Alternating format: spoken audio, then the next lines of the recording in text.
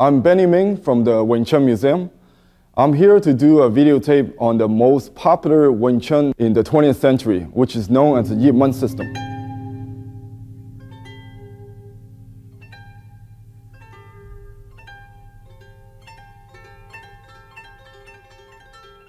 Wing Chun is a Southern Shaolin system, which started more than 3 centuries ago. The most well-known today, known as the Yip Man system, is really came about during the 50s. It's made known by Grandmaster Yip Man, along with his many great students, including Bruce Lee, which transferred the art into international status.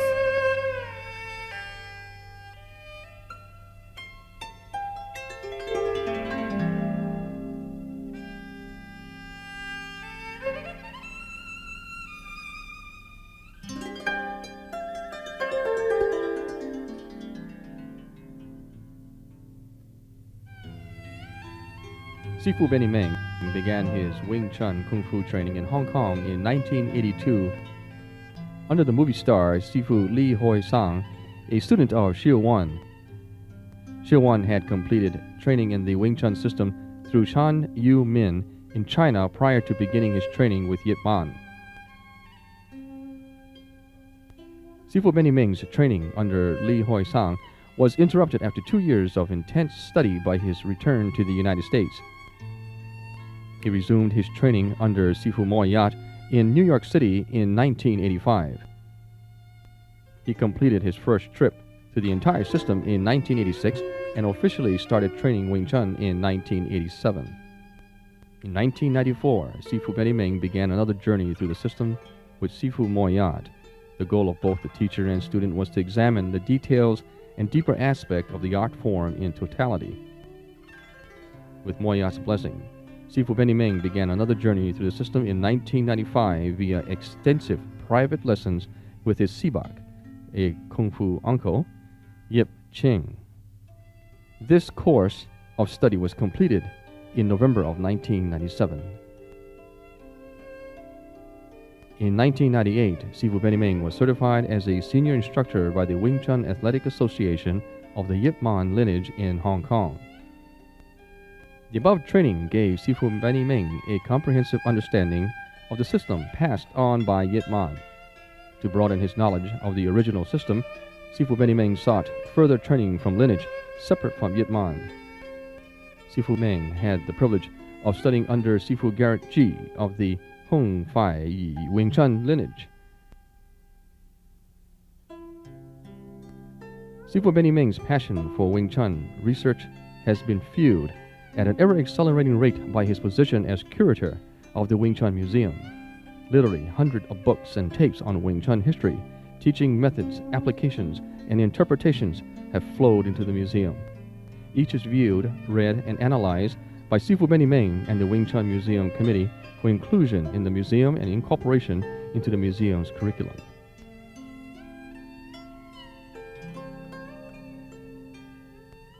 In October of 2001, Sifu Benny Ming was featured on the cover of TC Media's premier magazine, Kung Fu Chi Kung. As a frequent contributor to the magazine, Sifu Benny Ming's well-researched articles aroused even more interest in the art of Wing Chun. This video was produced as a joint venture between Sifu Benny Ming, the Wing Chun Museum, and TC Media to further shed light on this authentic fighting art.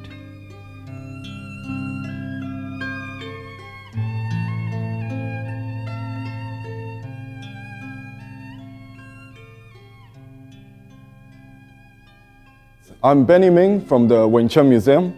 Today, I'd like to do the basic introduction of Wing Chun, which start out with the foundation of Wing Chun. First form is called Siu Nim Tao. Siu Nim Tao, the meaning is very important. It's kind of interesting because being a self-defense system, being a combat system, okay, the meaning does not reflect to combat, okay, but it reflects to certain idea. Siu means little, Lim means idea or concept, Tao means beginning. So what does that mean? So to beginner students, at the beginning, you should have certain concept, the principle of the system. So you have an idea about the right training. And you must begin with small steps, meaning that you must have an open mind. In order to see, you must look first. and small expresses the economical motion of Wing Chun.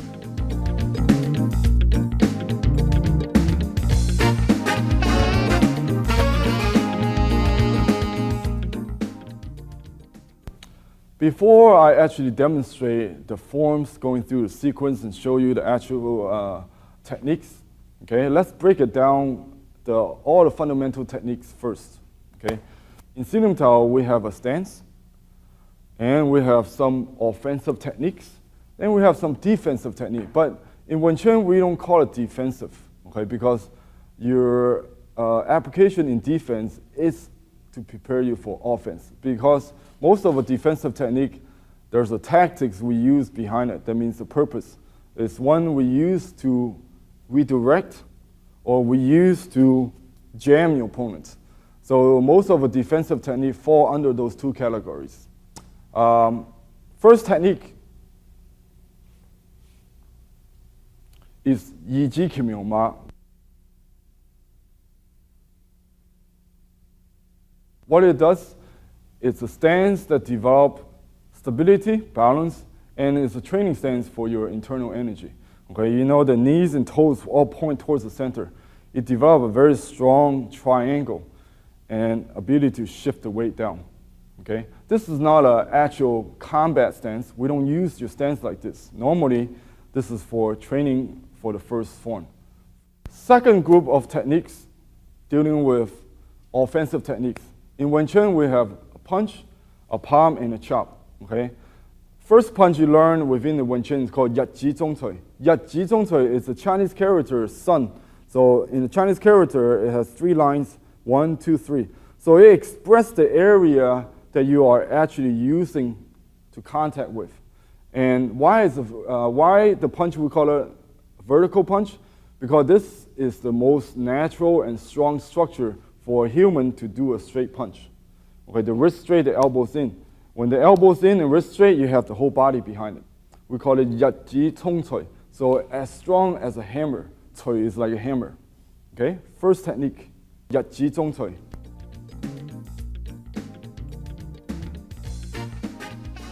Second technique, we have a series of open hand strike. We have the Jing Zhang or Dim Zhang, means straight palm. Normally you use it for higher gate. Second one, you use it as a side palm for higher gates, or you use it side palm for lower gates. So you have almost like a plum flower shapes. The pedal here, the pedal here, the pedal here, and pedal here. So you have a straight palm, side and side palm, one high, one low. Jing Zhang, Gou Wang Zhang, Dai Wang Zhang. So you have a punch and a palm, and also you have a chop. It's called Zam Sao. Chop horizontally, vertically. Okay? As you know, most of open hand technique, a chop is strong because you're using the bony area here. So those 3 techniques, the punch, the chop, and the palm, consist of our major introduction of hand strikes in the Siu Nim Tao. Last series of technique is primarily used to redirect or to intercept your opponent's incoming technique so you can effectively apply your own offense.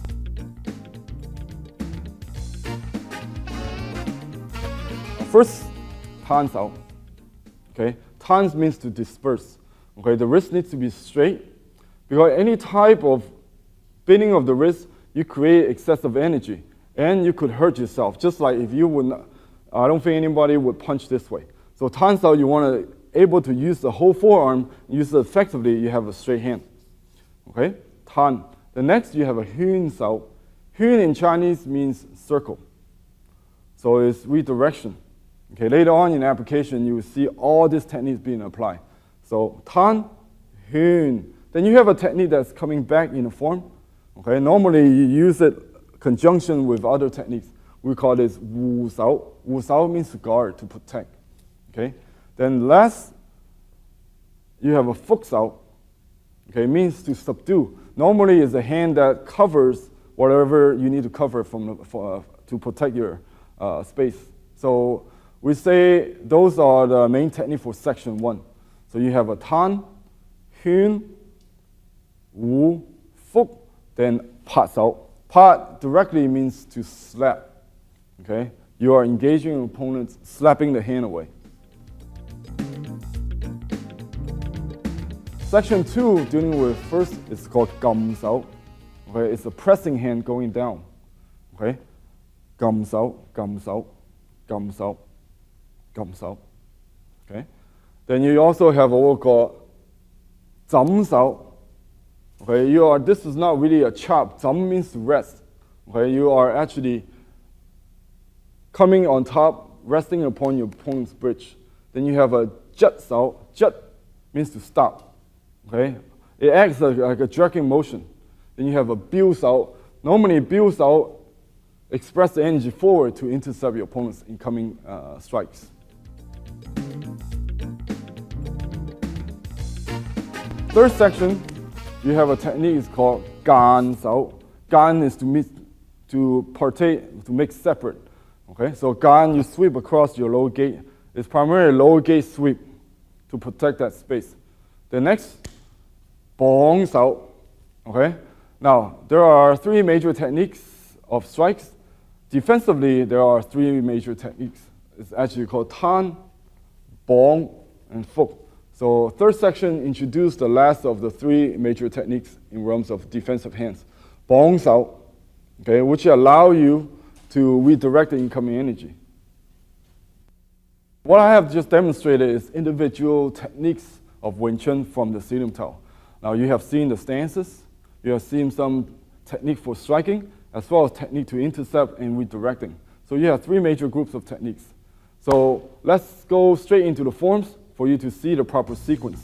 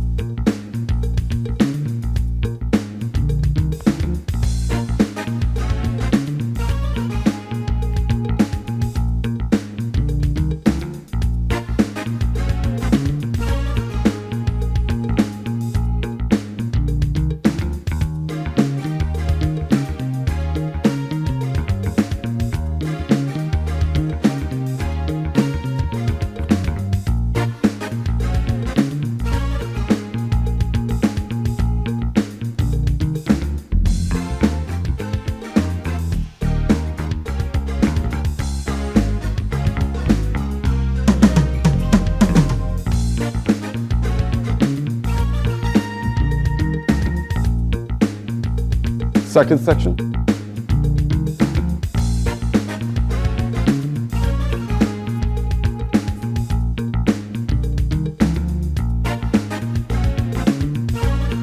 Third section.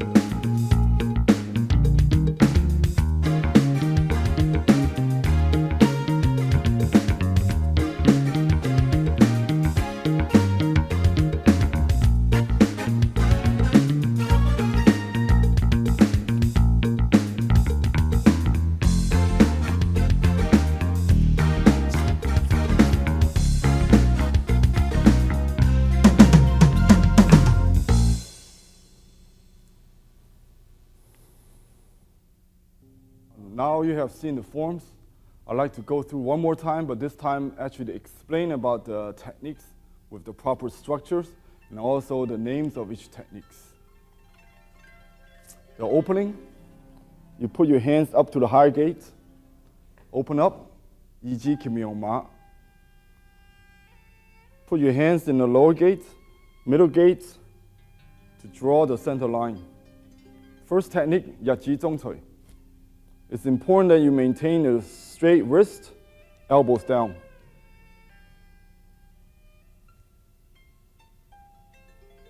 Tan Sao.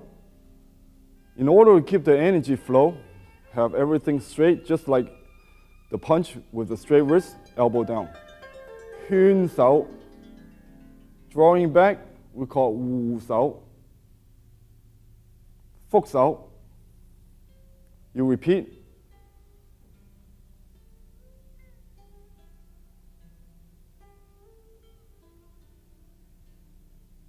Three times. After you come back the last time, Wu Sao, Pat Sao, Dim Zhang, palm strike to the higher gate, Hyun Sao, finish. Same thing other side, 攤手、圈手、護手、覆手。Repeat 2 more times. 圈、護、覆。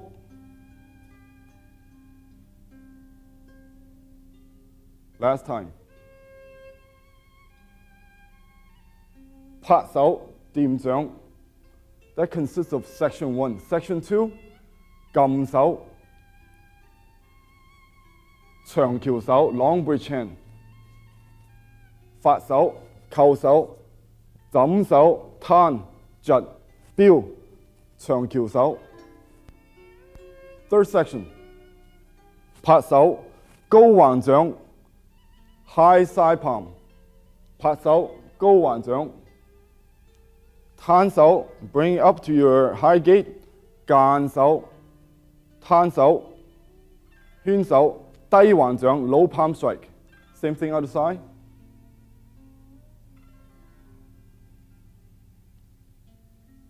綁、攤、托手。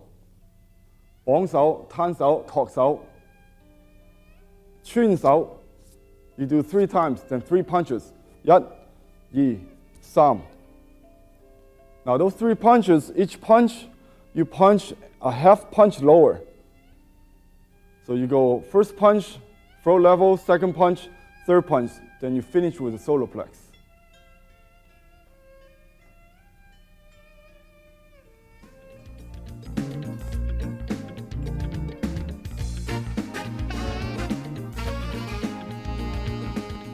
Now that you are familiarized with the sequence of Siu Nim Tao and went through some of the basic techniques named and understanding the proper forms, next I'd like to take you through what we call the purpose of a Siu Nim Tao form training.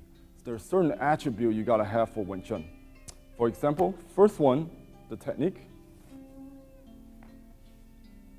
is opening of the horse.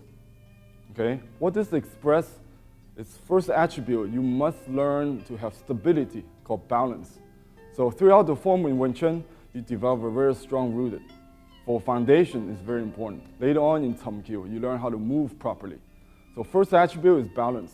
So balance not just involve a physical sense, but also the balance of the mind, which means you must focus. And second is what we call relaxation. Okay, if you've done the form properly, the first section is done slow and relaxed. This part, first section, is done with the intent of developing your qi, your hei, and correspond with the intent of generating energy into your bridge hand, qiu sao. So first section, you are doing it actually slow. So you are developing and understand what is relaxation. So this becomes our approach. Everything we do first, slow, relax. So first section, you actually are doing much slower what I'm demonstrating.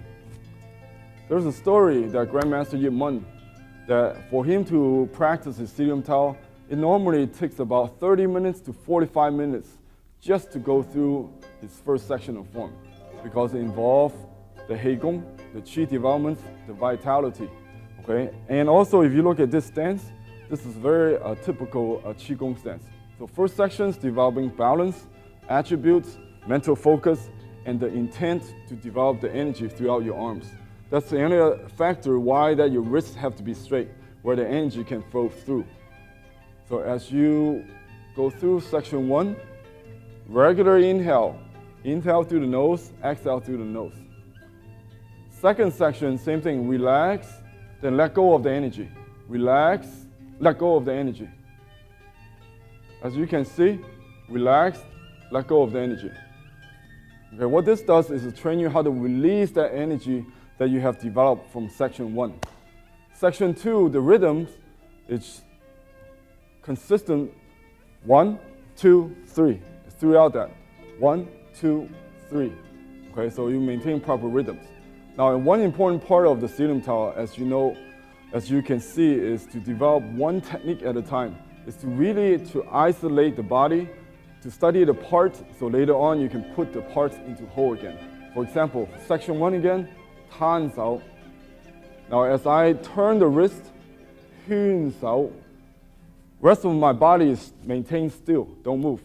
As I draw my hand back, 護手. So nothing else moves, just the part.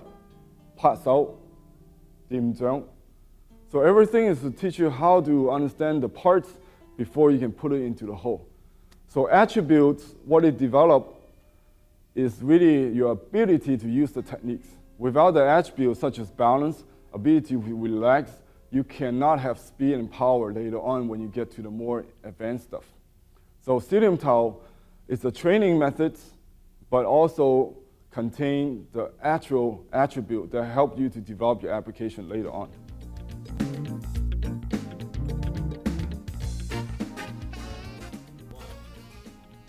Next, I'm going to be discussing about the concept of Wing Chun. Now, concept is very important because we say Wing Chun is concept-based art. Okay, concept meaning that it's true regardless of techniques. Okay, now Wing Chun Siu Nim Tao means little idea from beginning. So what is that idea? The idea is the concept. So once you understand the concept, those become a guideline for you to train properly, as well as tactics and strategy for you to apply your Wing Chun in the application stage. So as I go through the section 1, 2, 3 again, I will point out the major concept of Siu Nim Tao. So opening again.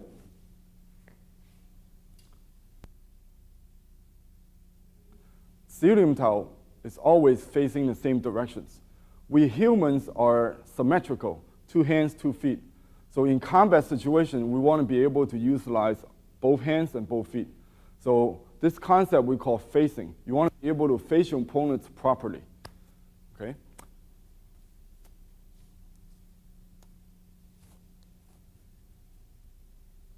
Second concept, as you can see these motions up and down, punch go out. Where does it go? It's called the center line. So second concept is called the center line.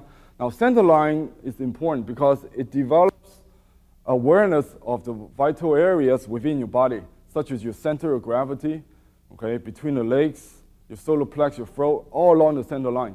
Okay, so for attack, it's very important to attack the center line. For defense, it's very important to protect our own, because this is where the structure can be break down, where the center is. Third, you see Wing Chun is straight. Straight is because the shortest distance between 2 points is a straight line. So it's efficient in the techniques.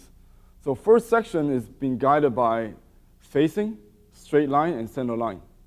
Okay, so I will demonstrate that again. Facing, center line, center line. So all this technique goes to center line. And it's a straight line techniques. As you can see, the hand goes out and comes back along the center line. 拍手, straight line again. So center, come back straight, go out straight.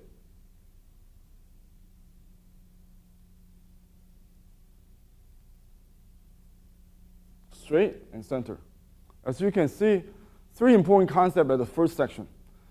Okay, one thing at a time, one technique at a time. Then by the time you get to second section, you start to see 2 hands work as one. That becomes our 4th major concept of the system.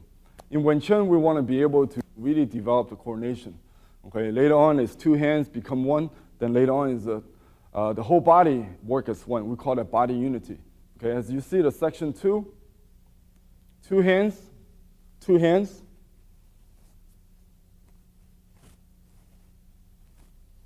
So you can see all that concept being applied. Okay, when you go into the section 3, okay, now we need to mention about the gates. Now all the technique travels high, middle, and low. So we have what we call the 6 gates. Okay, so you have your high points, you have your middle points, and you have your low points. Okay, the points being divided by the center line, so you have the 6 gates. So you see, this is a high gate, high gate. High gate, high gate. Okay, middle gate, high gate, low gate, and back to middle gate, and then low gate again. So in application, once I explain through the application, you understand the gates, because we have to be aware of the space around us. Okay. Last but not least, Wing Chun, a lot of people say, well, it's an internal system or it's an external system. Well, as a complete combat system is both internal and external. Okay, it's both hard and soft. Now, hard and soft meaning that by having hard is that you utilize your own energy to crash to overcome the external energy, your opponent's. Soft is not to fight with your opponent's energy, but it's rather to cooperate or to redirect with his energy. So in essence, Wing Chun is both hard and soft. So we have to keep this yin and yang balance throughout the forms. Next, I'd like to demonstrate some of the concepts we just introduced. Now, concept is really applicable. Okay, so I would like to introduce one of my assistants from the VTM Museum, Jeremy Rorak. Jeremy has been a long-time student of mine. He is a museum instructor certified as well as a Muya International instructor certified. But more importantly, he belongs one of the few senior certifications that is recognized by the Wing Chun Athletic Association. So today he's going to be assisting me on demonstrating some of the application of concept of Siu Nim Tao. First, Jeremy is going to go through the forms. I'm going to review the concept. Okay, section 1. Now, as you can see, right from beginning to the ending, there are no turning. In a lot of other systems, you start walking straight, back, right, and left. But Siu Nim Tao, right from the beginning, is always straight. We call this facing, 對應. Okay, now he draws the center line along the body, and then a straight punch. Okay, now what does that mean as a concept? Okay, so Jeremy is going to be facing me. Now, if we were engaging in self-defense, then where I'm going to take a posture like this, where my body is really turning away from him, in Wing Chun we call that not properly facing. Because when you face something, you put your mind into commitment. So why you want to face this is put ability to use both feet, both hands onto your opponent. So in Wing Chun system, we face the opponents. But this allows us to be able to utilize all our tools. And if he moves around,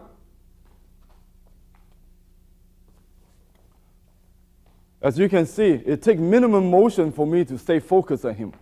Okay, so in realms of actual fighting stance, facing becomes an important concept. In a lot of time we train, we face to face because we are training to develop some of the techniques.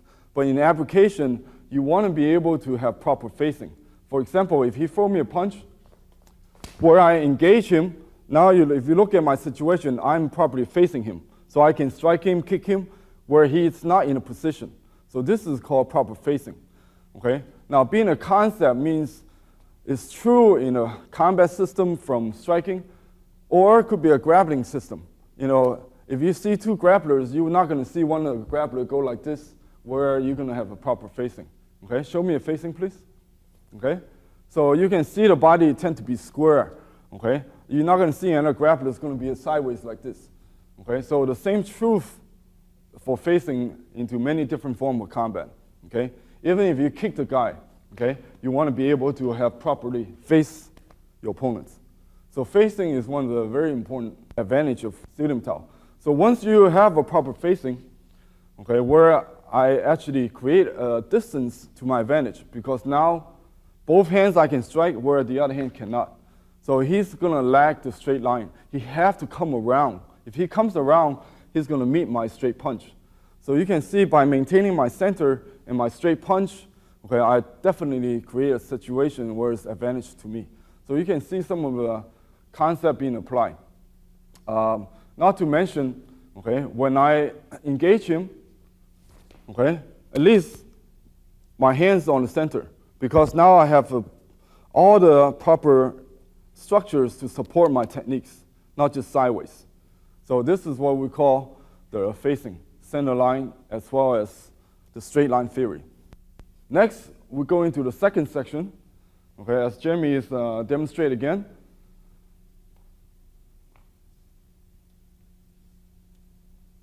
Okay, you can see all these two hands. Okay, very good. Now, what does this mean? It's not like you have two guys, you try to chop two guys at the same time, or you try to chop two hands. What it expresses is the concept. That means you gotta learn how to use your hands simultaneously. Now, first section, the technique is one hand at a time. So in a real situation, we want to be direct and effective. So if I were engaging him, if he comes in, I could just punch him, I don't have to bother with anything else if not necessary. Okay? But sometime when you come across a bridge where if I punch, he block, there you go, we have a bridge. Then sometimes you gotta be able to always apply two hands. Okay? So if I engage him, he blocks. So right away, you gotta be able to apply two hands right away. So those are some of the two hands ability. Later on, you will see how this skill is being applied. Because at this stage, this distance, you have to react. Ability to react is very important. From here, it's always reaction. Okay, so you don't need to see. So this is an ability to use hands simultaneously. So that is kind of show you some of the application in two-hand concept. Now, as I mentioned before, Wing Chun, we have what we call economy of motion. Our technique normally stays within certain boundaries. We call them gates. Okay? If something flashes here, okay, I'm not sure what it is, a punch, bill, okay, a pot, a bill, okay, cover the space. If something comes over here, same thing, pot and a bill. So could be a punch, could be a hook, or could be a kick.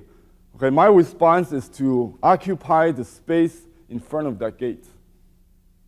So we become space conscious. Okay, so it allows us to become more efficient in applications. First technique you learn is the basic punch. Now this punch not only is a trademark of Wing Chun, okay, it's one of the most essential combat weapon that we have, the first punch. Okay, you learn from the beginning and you finish with 3 punches. The purpose of 3 punch is the ability to utilize the natural momentums. Okay, because in a real situation, you have to be able to continue to change and adapt and be able to follow through. So one technique, we don't really use the philosophy, one technique is going to win.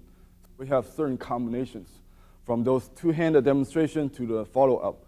Now, I'd like to go into detail a little bit with the punch. Okay, this punch is, number one, very simple, very direct because it's natural motions. As you walk or how you point your fingers, it normally goes straight. This allows us to utilize the natural motion in combat. Okay, because in combat situations, okay, the simple thing could become the most complicated when you're fighting another human being. So this punch is natural, number one. Number two is very strong because it's a straight punch with my whole body behind it. And number three, being natural, it's very quick. So as I engage Jeremy, so you can see the punch can have a follow-up very quick. Now at this stage in Siu Nim Tao, you have not seen a whole bunch of footwork. So you still don't see the body put into motion. Okay, in applications, the technique, not just standing still, the technique is always ability to continue to press onto your opponent, okay, to take away his structure, take away his space.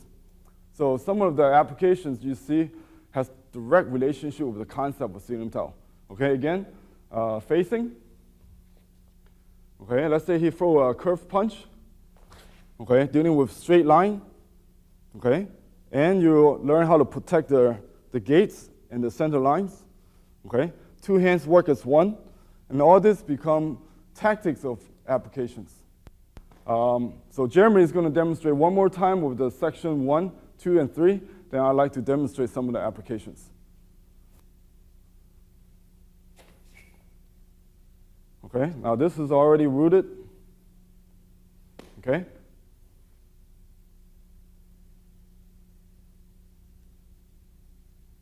Okay, very good. Attributes. You want to develop proper balance. Without balance, you don't have focus. You can't relax. Okay, so this teaches you how to be rooted, and then tamkyu teach you how to learn how to move. So as you can see over time, a student should be able to develop this. Okay, if Jeremy were to push me, I should be able to feel very strong. As a matter of fact, right now I feel very heavy. Why? Because the weight is being transferred down to the earth. Okay, I can even do one leg. He can push. The harder he pushes, the more I weight. Because this body structures of the hip, then bending of knee transfer the weight down. So as you can see, the applications is directly related back to your attribute when you develop forms. Okay. The straight punch is obvious. Okay, you've seen it. The next, please continue.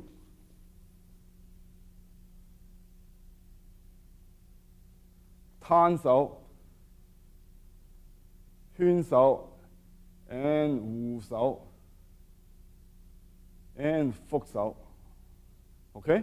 Now that sequence, Tan Sao is what we call one of the 3 pillars of Wing Chun. Tan Bong Fuk. Tan in Chinese means to disperse. So what are you talking about here? You're talking about dispersing of the incoming attack. So Tan Sao is to really for redirection, not as a block where you meet force against force. So an example of a Tan Sao, if he were to come in with the right hand, so I engage him and then let it redirect and come into my space. So Tan Sao is to disperse his incoming energy, okay? And normally, the first set have a Wu Sao in every ending, okay? This Hyun Sao, which go into the Wu Sao in every ending, okay? So because sometimes I might connect him on the inside and I need to go to the outside. So from inside, you need to Hyun. Or sometimes I just need to, from outside, go from high to low. So Hyun Sao act as a way to go from different gate, from inside to outside, high or low, and so forth. Okay? Wu Sao is a blocking hand where if he can engage me, okay, we call intercept his technique by having a very strong guard. Then the technique can come out. So those techniques follow in certain sequence. Each sequence is for applications. Okay, so continue with.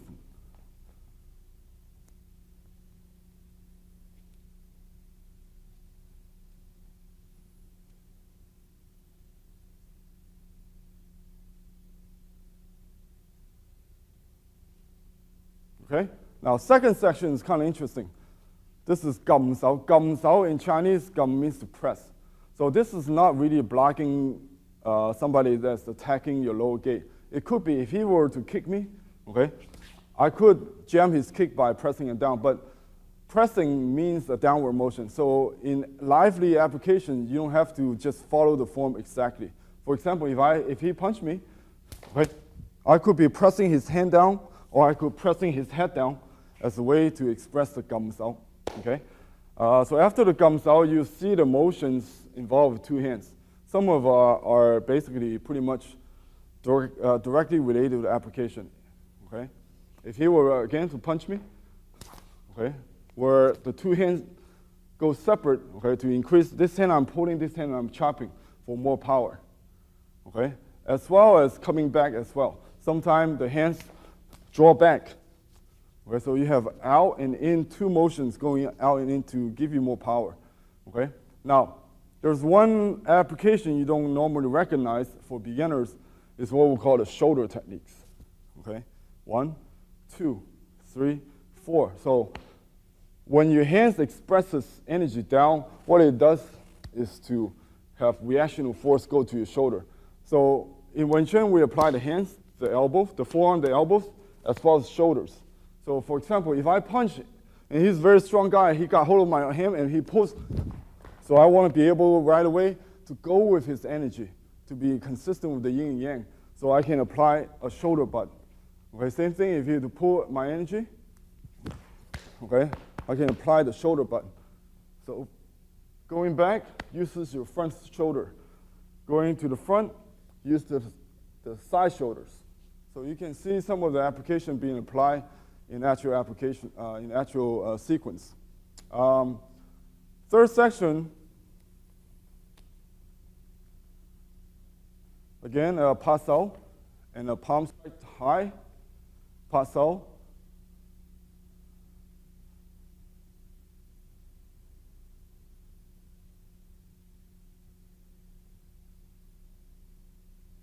Bong sao,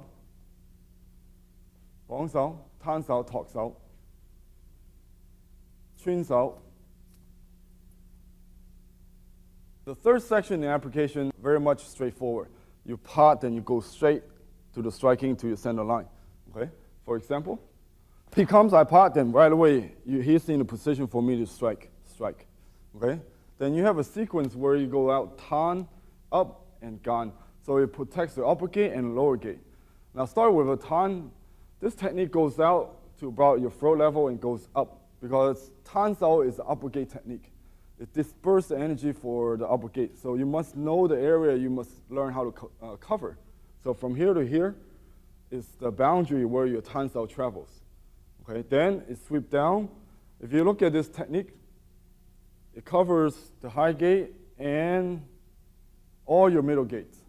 Okay, so gan sao obviously is to cover a certain technique that comes to the middle. Okay, gan sao. The last sequence, dealing with the bong sao. Okay, bong sao means wing. Okay, again, it's like a flapping of the wings for a bird. It's to engage your opponents as again, it's redirect. Most of the technique that come out of bong sao is to intercept, so you can strike and strike. Okay, sometimes like the sequence bong tan is where your hand, if it's already out there, give me a 1-2. 1-2. So right away, tan bong, then strike right away. So 1, 2, 3. Now this technique here talks out is have a little bit what we call grappling techniques to it. Talks out means to uplift. So not necessarily as a strike. Could be, it means the uplift of the hands. So later on in chi sao technique, you see a lot of time we want to control the important area, which is elbow. You use this technique to uproot your opponents, called talk sao. Follow that, you have chun sao. Okay, this again is a concept where you learn how to follow through.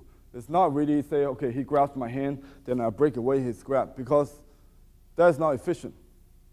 If I grab his hand and he does that, boom, he's using two hands to deal with something that's not very important, where he leaves everything open. So this technique is to learn what we call hand replacements. It's more important where you learn how to hand replace. Okay, so from lower gates all the way up to higher gates, you have what we call combination hand replacements. So those are some of the basic applications. At the end, I want to mention that Wing Chun, most importantly, is little idea from the beginning. You must know the concept. Facing, center line, straight line, two hand work as one, the gates, okay, hand replacements, ability to be harmonized, be able to have the yin and yang, okay, not always hard against hard. Go with your opponents sometimes. So those are important guidelines, which will also become a principle for our training, which give us a skill for application. That would be some of the details which we'll cover in tape number 2, the training and application of Siu Nim Tao. Wing Chun system is for self-defense, which means it's a system for practical applications. In order to get to the application, there are many series, steps. So what you have just seen is the form. The form of Siu Nim Tao really is like a textbook. Okay? What I like to do is give you a summary. What I have demonstrated was the meaning of Siu Nim Tao, little idea from the beginning. Again, you must have an open mind, the little step at a time, to learn the proper idea so you have a right solid foundation. And I demonstrated the individual techniques from the stances to the 3 main strikes to some of the defensive hands of Wing Chun. And you also have seen the first, second, and third section of the forms. Okay, it's important not just memorize the sequence. You have to know the structures and the meanings behind the techniques, and then the attributes, what it developed, the balance, the focus, the relaxation. Then last, most importantly, is really the idea, the concept. Facing, center line, straight line, 2 hand work as one, okay, the gates, and then the follow-up. All that is part of ideas of Siu Nim Tao, because you're going to be able to take the idea and put it into practice from the exercise that we're going to be introduced in tape volume number 2. So therefore, you will finally get to the stage of application, because after all, this is a functional arts. So last, I want to say thank you for watching, and thanks all my sifus, Grandmaster Muyat, for teaching me, as well as my Kung Fu uncles, and my assistant, Jeremy, for helping me.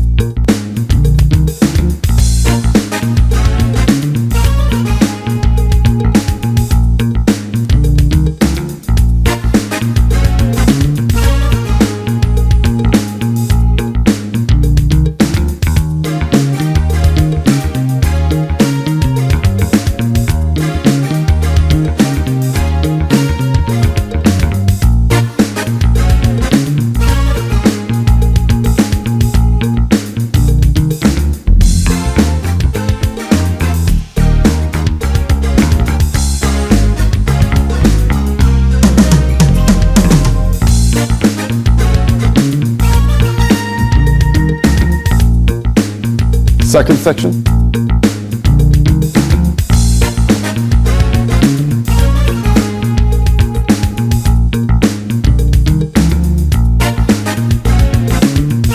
Third section.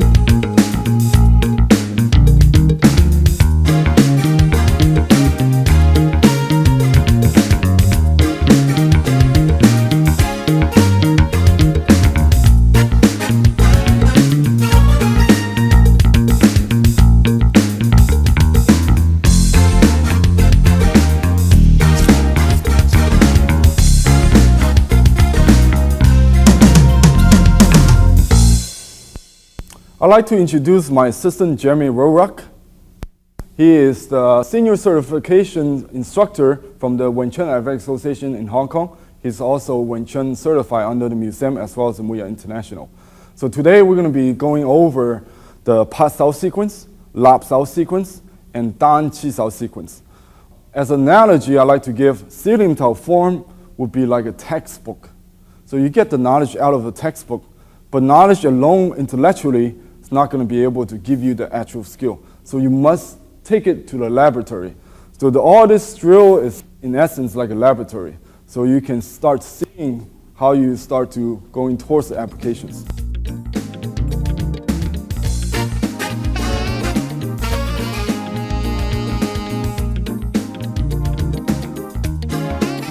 The first part of the Pat Sao drills, okay? Pat Sao, as you see in the forms, is what we call slap techniques. So this is basic techniques which reinforce all the concept of Siu Nim Tao from the tape number 1. As your partner punches, he's aiming at his own center and developing a strong root. So it's not that he's using his time to train me. So he's also developing his punching. So what I'm going to do is same thing, maintain a very good horse and engaging him with a Pat Sao. As he punches, my hands go to my center. As you can see, I don't need to look. It's all about sensitivity.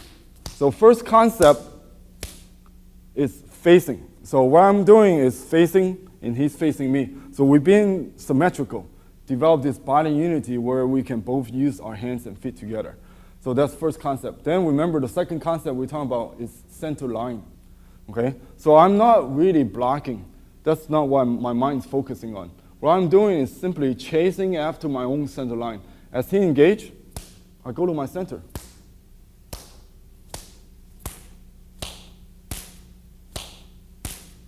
Now, if you see, if my hand's on the center, his hand cannot be on my center. Because just like physics, two given objects cannot be in the same time, same space. So actually, his punch is being redirected. Okay? So simply train your hand to go to the center. Now, meanwhile, I'm developing my sense of touch called sensitivity.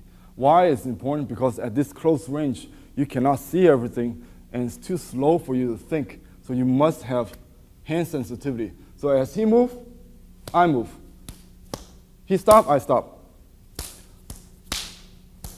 The energy, okay, being generated go directly back to my structure. So in essence, again, I'm going over my balance. I'm going over my sensitivity, which is based on relaxation, and I'm going over my coordinations. Okay, let's watch this drill again.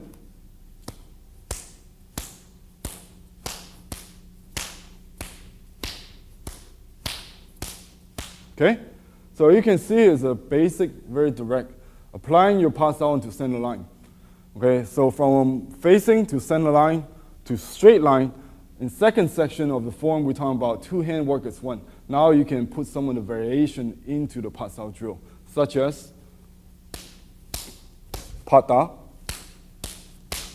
That means you are engaging opponents two hands simultaneously. Okay? Two hand work as one. Pat Sao, Pat Da. You can further put other technique into this sequence. Tan, Pa, Tan Da. Pa, Tan Da, Pat Da.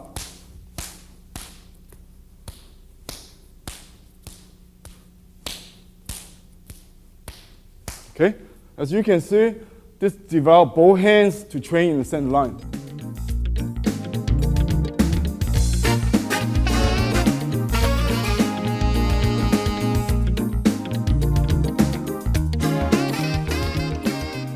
we follow through the second part of a Pat Sao drill, okay, you further give more high intensity into your training. Now that your partner is actually gonna come into your space, try to strike you. If your hands are on center, if your roots is being stabilized, then he should be able to going all over the place, meaning that you're gonna be able to redirect him. Okay, let's watch the second part of the exercise. Basically, your partner coming in. I should be able to maintain my space and my roots.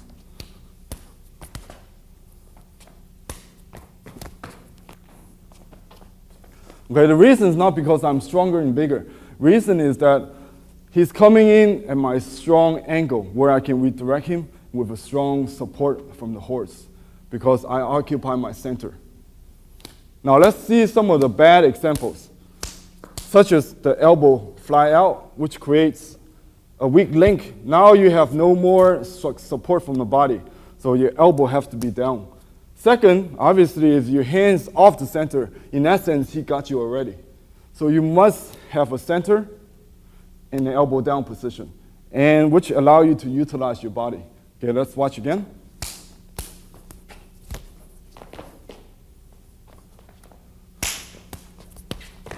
Now, once you get this sequence down, you can put variation into it. Okay, you learn a lot of technique from section 1, 2, and 3 of Siu Nim Tao tape. Okay, builds out, turns out, bongs out, pats out. All you can use in a drill like this.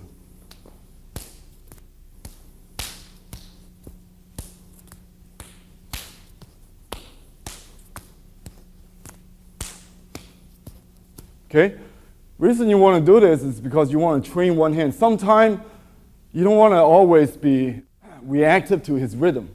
Okay, you want to be proactive to your own space. If he's going to come in with a quick one technique, you might not have the speed to chase after his hands. So therefore, if your hands are on center, then just change the technique without giving up that space. So therefore, if you watch Pat Tan,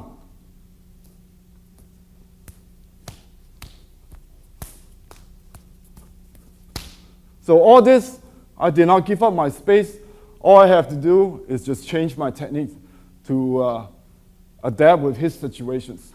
So you can see from a simple Pat Sao to a simple Tan Sao to Pat Da,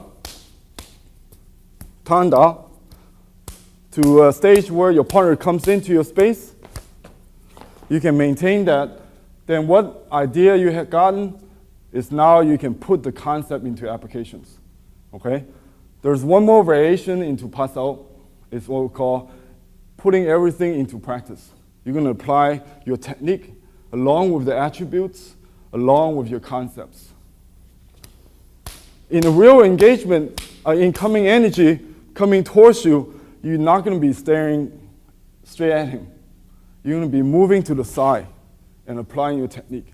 So the final stage of this simple technique is put everything into one. I'm still facing. Two hands can hit. I'm maintaining my center line. I have a very strong structure against a weak side. So now you're putting everything into practice. Okay? You can use different techniques. Don't have to be Pat all the time. Could be Tan Da. Could be Lap Da. Okay? So we have three sequences in this basic Pat Sao drills. Again, stationary, one hand, two hand. Two, where your partner actually press you with more energy by coming into your space, then you try to redirect it away from you. Be able to have this ability. Okay? Because if he comes in and you keep backing up, in a real situation, you can't fight going backwards. Okay? That's very defensive in nature. Better way is to run. Okay? So Wing Chun, if you're going to engage your opponents, everything is 100%. Mentally, focus, the whole body support every technique. So that third part of this exercise, Okay, put everything into practice. Okay, going into the right position, hitting him with both hands. But at this stage, it's like a laboratory. This is not real situations. But you are proving that you can apply some of the concepts.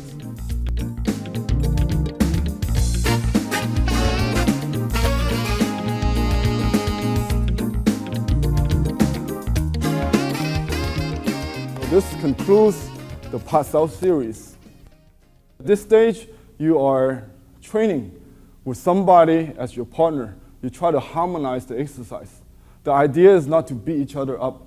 Imagine he really tried to punch me at my basic levels, then I'd be too busy defending myself rather than developing the skill, which would give me the ability to express the system. So at this stage, they try to work together.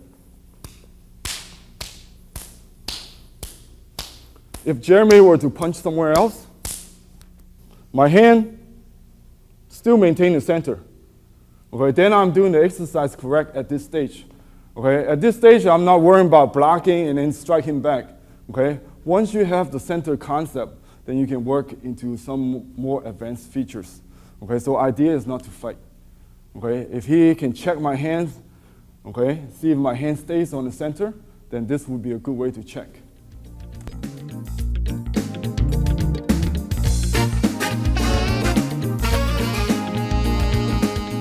So now let's look at the second Siu Nim Tao level of exercise, okay, called Lap Sao. Lap means to jerk or to grab your opponents, okay. Lap Sao drill follow the same concept, facing, center line, okay. But now it's a little bit more sophisticated where you're dealing with two hand work as one. Before both hands goes out on the same line, now you actually engage two hands work as one in a different techniques. So basic Lap Sao drill have a bong sao and a wu sao, and I have a lap sao and a punch. So I'm going to demonstrate it slow first. As he brings his wu sao into the lap sao, I react by that by going into my own bong sao. So bong sao doesn't exist by itself, so you must have a guard. Then we repeat the cycle again. Lap, punch. He bong and wu. Bong and wu. Lap and punch. Bong and wu. Lap and punch. Okay? So now if you look at the concept, again, you must occupy your center line. Okay? I'm actually punching through the center line. Okay? Second, simultaneously, both hands have to work as one. One, then two. Okay? Rather than 1, 2, and then 3, and a 4. Okay, so you have two beats. 1, 2. Okay, the correct beat is where, if I'm training, I'm doing it correctly, the beat is where you pause at the punch. 1, 2. 1, 2. 1, 2. 1, 2. 1, 2. So this becomes the basic sequence of lap sao. Okay.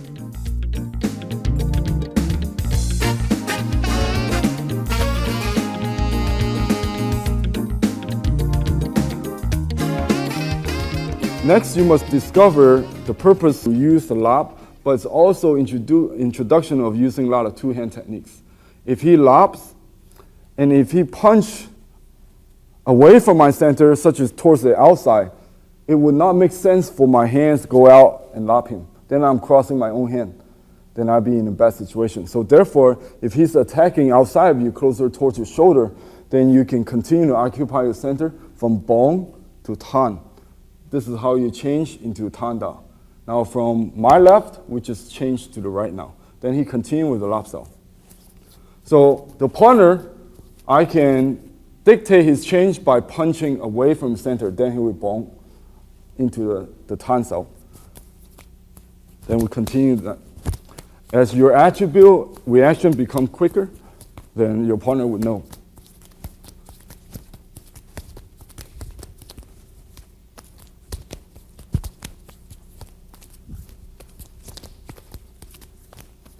So as you can see, the drill will eventually develop more of attributes. Okay, the second change you can do,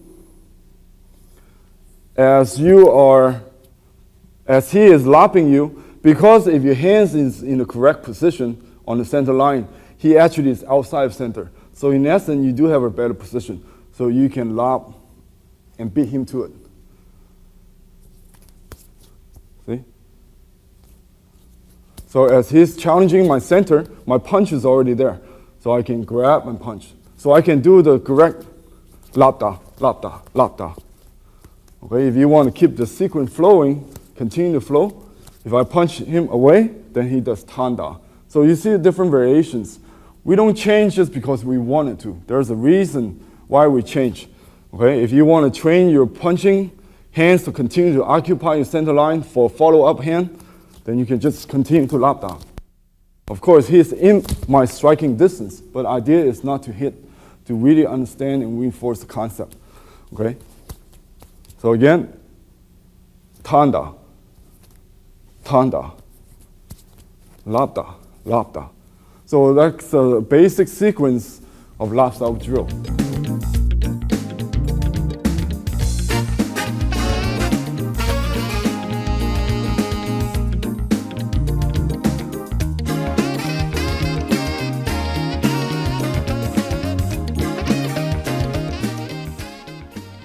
Now, there are a lot of techniques within the Siu Nim Tao form, okay?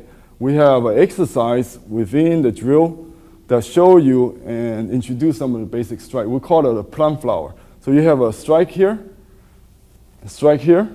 and here. So you have 1, 2, 3, 4, 5, the fly petal of the plum flower. We call it the plum flower drill for the lap style, okay? The first strike is to occupy the center, where you're dealing with upper gate on the face. The second, where you are coming across his side, okay? So this is the second pedal. So, okay, so now we are actually putting a little bit more emphasis into his wu sao. If he don't have wu sao, then he's gonna get hit. So therefore the wu sao is always a backup. So as he's been challenged on this gate, he raises his wu sao. Then I come into contact, I lob again. So you can lob and chop, and he connects with the wu sao.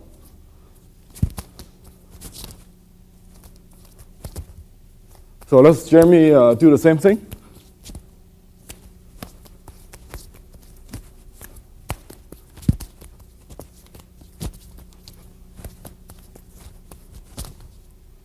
Okay, as you can see, both partners can interchange.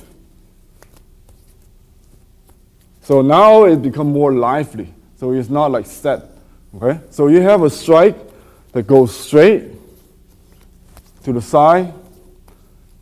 And last, you have a 2 middle gate strike, which is dealing with a low side palm, okay? From here, you pull his hand using your lap away from his center.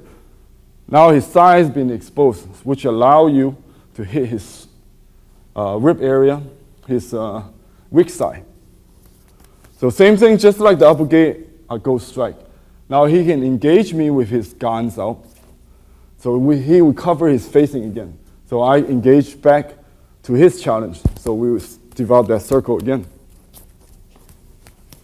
So let's watch it slow. Okay.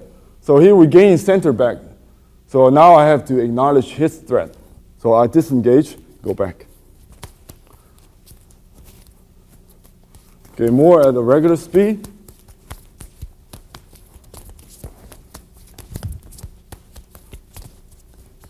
Okay, so you have a different gate cover. Okay, as your hands develop a little bit more sensitivity, you can start to develop the condition, the feeling of his techniques. Then it's more of just simply reacting. So let's see some of the simple drills where two partners can simply just react and flow.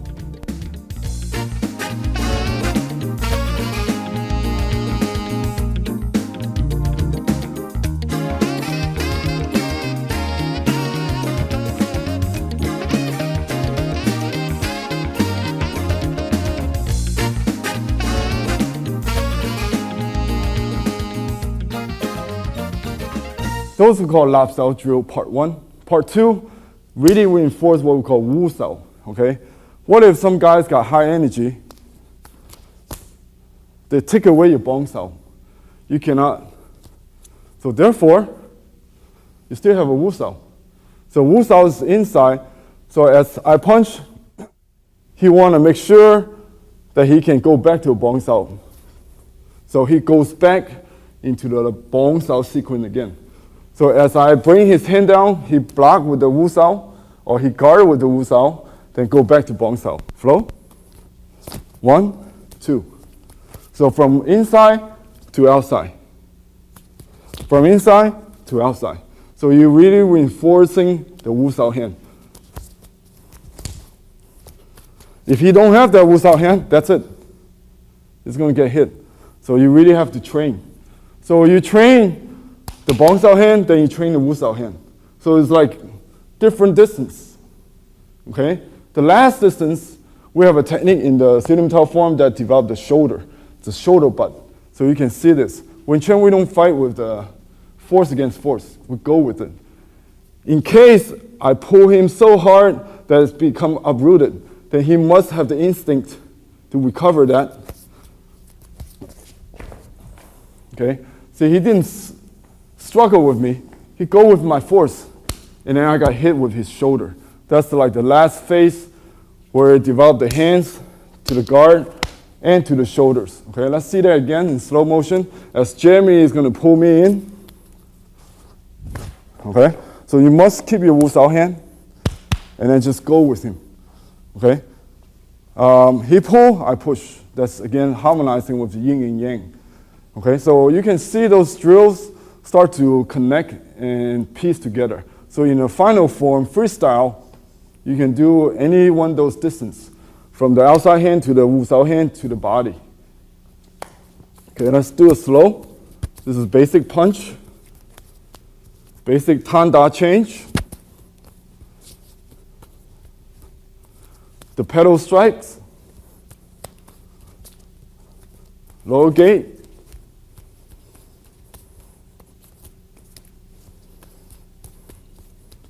the Wu Sao block, the advancing shoulders. Okay? As your technique become more capable by having good attribute, you can literally put unlimited variation into this drill. Okay? Such as, I can build, then lap. I can pot and strike.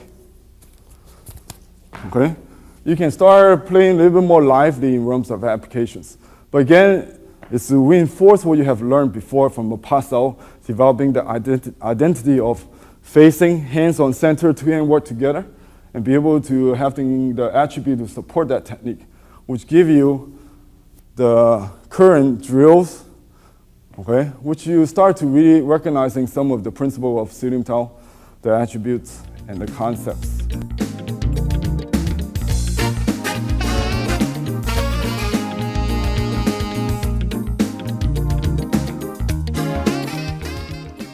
Okay, let's just see one more time with some of the 3 forms of lap sao we can do.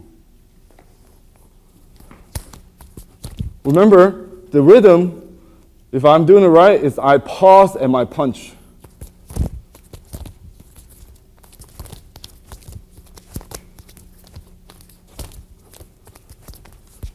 Okay, again, the idea is not to hit him, to just occupy his space. So I know, okay, I have a good position or not.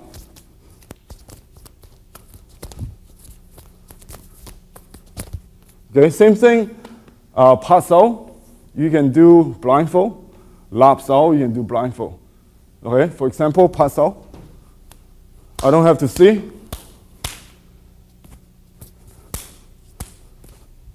Okay, that's the type of capability you want to have. Same thing with lap sao.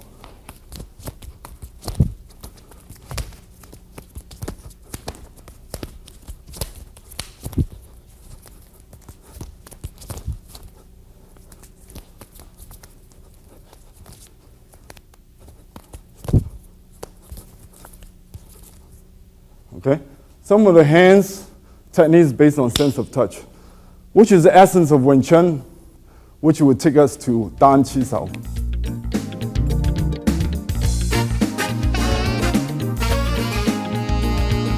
We are into the third sequence within the Siu Nim Tao exercise. We have done the hot south sequence, lap south sequence. Now you have developed enough understanding with time that you have put into practice, reinforcing the concept and attributes, which now we're going to be advancing into the Dan Qi Sao. Okay, Dan Qi Sao means single sticking hands. Now in Wing Chun, Qi Sao is well known. Okay, so but I want to emphasize that Wing Chun is a straight, very simple and direct art. It's not like we need to make contact with the hands all the time in order to defend ourselves. When the target is open, we just go straight. But sometimes, obviously, we're going to come across a bridge. So the bridge, okay, which we need the contact reflex called reaction skills. That's where the purpose of Dan Qi Sao comes from. Okay, so the first fundamental Dan Qi Sao is called single hand Qi Sao. Tan Sao began with the Tan, Bong, and Fuk. Okay, Tan Sao is to cover the outer gate. Bong Sao and Fuk Sao is cover the underneath. Okay, Fuk again is to subdue, to control. Tan again is to redirect. Bong is to redirect.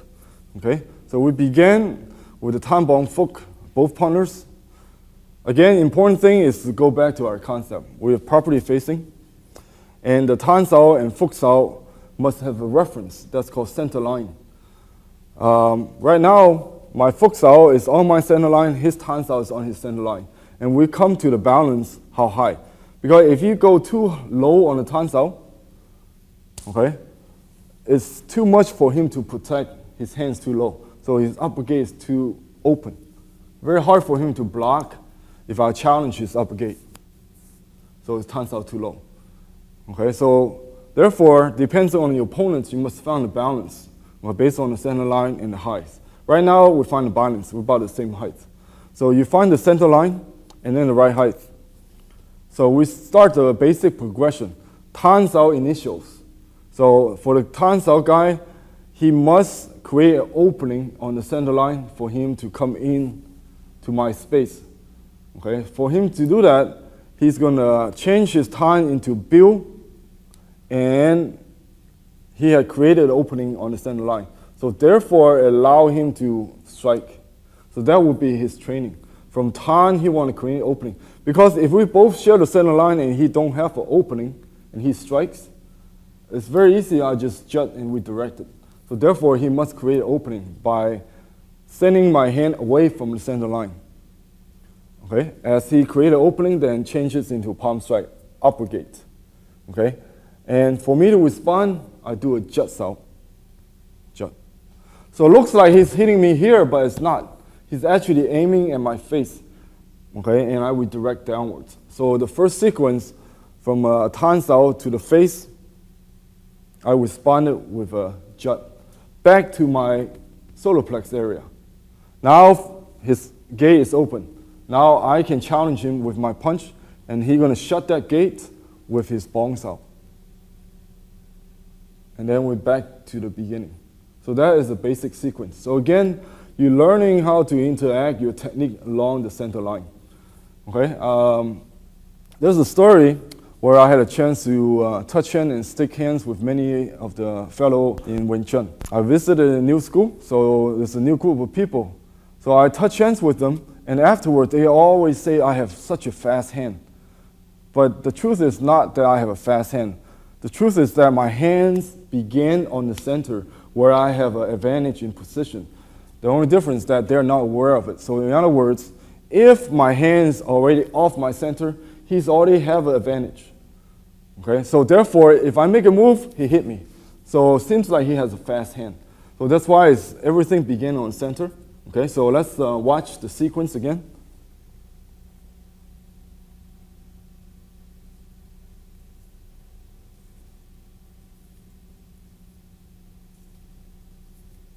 Okay, again, the idea is to share the center line, and he's going to create an opening for him to challenge my upper gate, and then I respond with a technique, jut.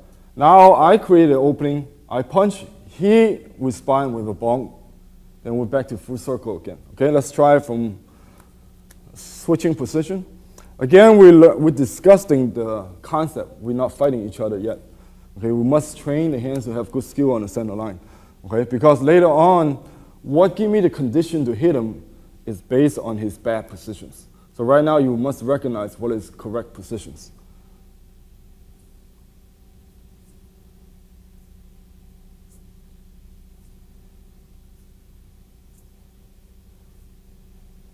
Okay, so that is the basic sequence. Now, some of the problems you might encounter is based on positions. Okay, some of the position first, like I say, turns out too low.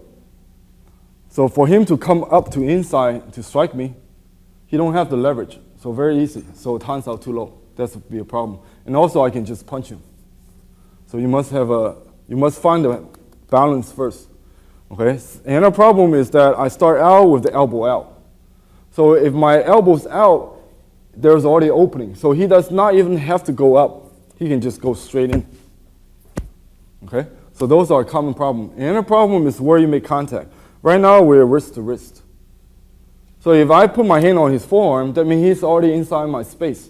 So you must start with wrist to wrist. Okay, so as he palm, jut, same thing, I punch. Now, also, I must have an energy that's going towards the center, and then he redirects. Now, some of the problem within Bong Sao is that you're too close, it's jam, or too low. Okay, so the elbow is at the high point. Elbow is higher than the shoulder.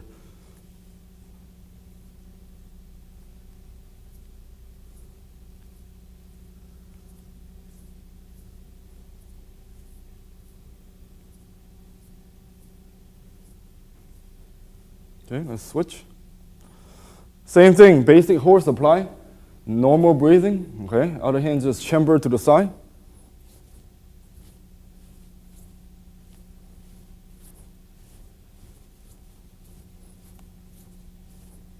Okay, now this is basic reactional drill.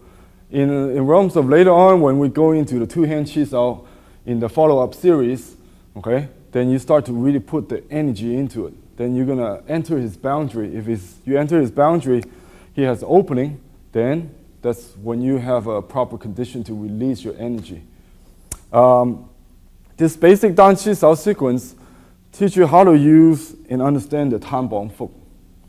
Okay, again, from Fuk Sao, you can jut. From Tan Sao, punch, you can bong. Okay, so the basic introduction of Tan Bong Fuk. Because Tan Bong Fuk, again, will give you the basic foundation to do two-hand Chi Sao. So the last exercise, which corresponds to Siu Nim Tao, is be able to further understand Tan Bong Fuk in realms of basic rolling. Because in realms of self-defense, a lot of time you use two hands. So the basic foundation of Chi Sao start with what we call Pun Sao, which is foundation hands. So there are two basic sequence to that. Pun Sao, there is what we call inside and outside. That means both of the opponent's hands could be an outside hand. That means Bong Sao and Tan Sao protect his outside. Where both my hand is high Fuk Sao and low Fuk Sao. So Fuk Sao is to protect my inside space. So as we position our hands along the center line, then we start to roll.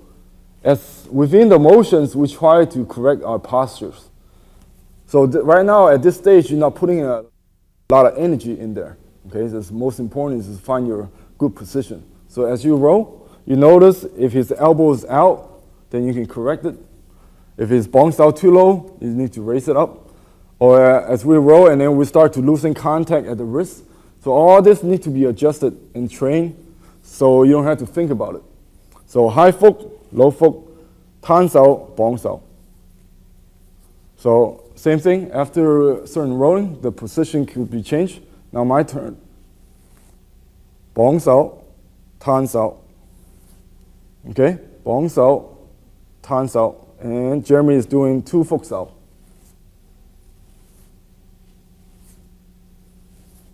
Now, if you take one hand away, this is exactly where we started, Dan Chi Sao. Okay? Now, that's the first sequence, first part of double hand rolling. Okay? The second sequence is both partners does one hand inside, one hand outside. So what does that mean? Tan Sao protect outside, Fuk Sao protect in. For my left side, protect inside. For his right side, protect outside. So we both have an in and out. So continue, we roll according to the center line. Okay, now see if you can recognize some of the bad position. Okay, so if Jeremy can pick up my bad position, okay, so what would you respond?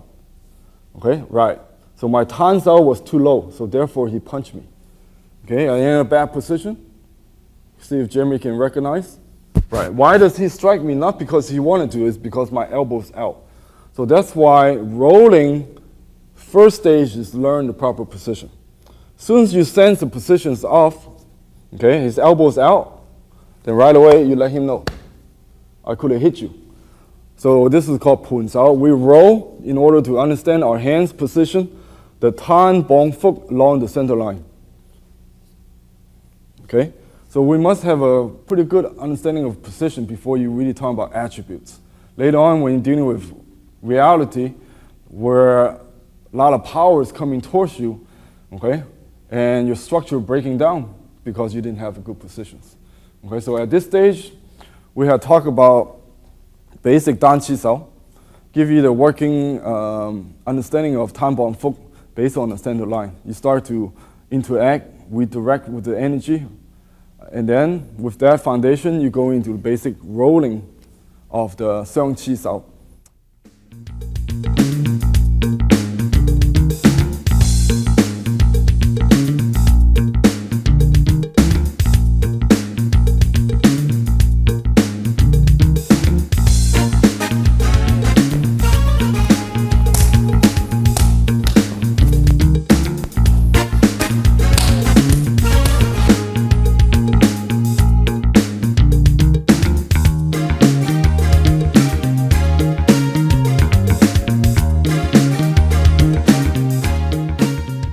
Now Sifu Ming is going to demonstrate the skills that can be developed by practicing these exercises as described on the tape, only he's going to be doing it blindfolded. So, Sifu. First progression is Pak Sao, stationary.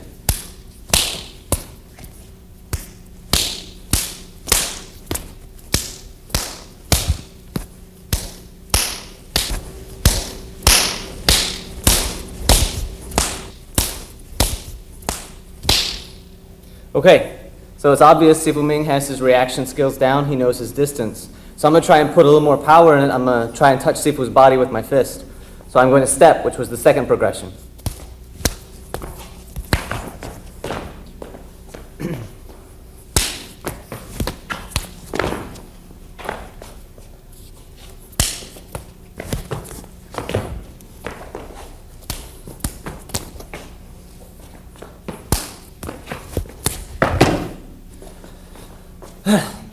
Well, obviously I'm not any good at that either. So now I'm going to stand still, and in the third progression, Sifu Ming is going to be proactive and take advantage of my position.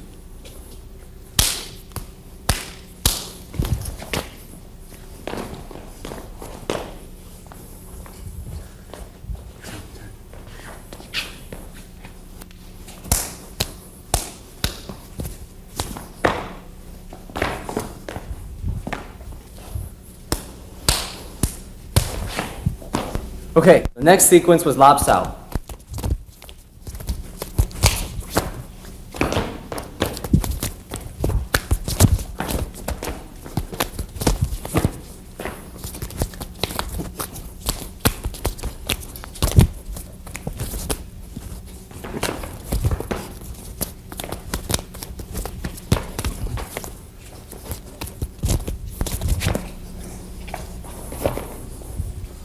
The last exercise was the Dan Chi Sao. And Dan Chi Sao, as a general exercise, is not very intense, so it's easy to do blindfolded. So we're going to add a level of difficulty and do what's known as freehand Dan Chi Sao. So this is the first progression. It's just a basic flow. Following this, we'll move into a more freehand, free attack sequence. So I tried to punch, Sifu opened me up by sidestepping, exposed my center.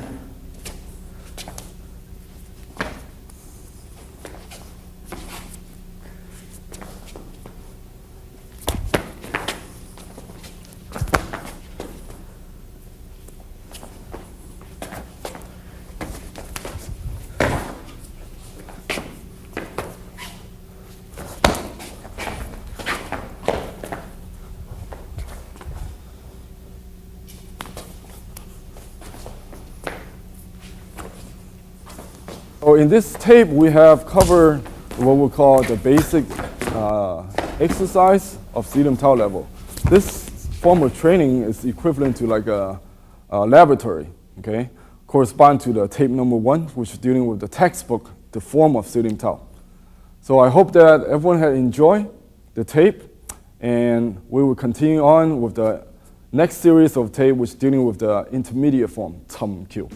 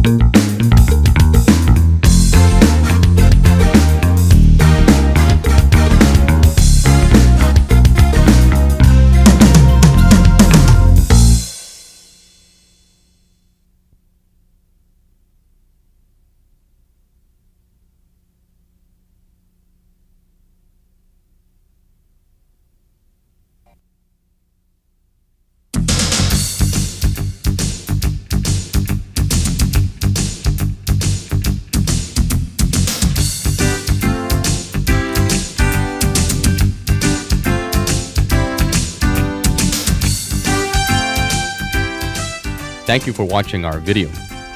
We hope that you find it informative as well as entertaining. This video was brought to you by TC Media, who also publish Kung Fu Qigong magazine and kungfumagazine.com. These publications, as well as our vast video library, are just a portion of our offerings to you in the wide world of martial arts. Please take a brief moment to review our extensive collections of other products for the martial arts. Through our product fulfillment center, Martial Arts Mart, we bring you a complete selection of the highest quality products for the martial arts at affordable prices. We also offer valuable discounts and rapid delivery service by the most knowledgeable sales representatives.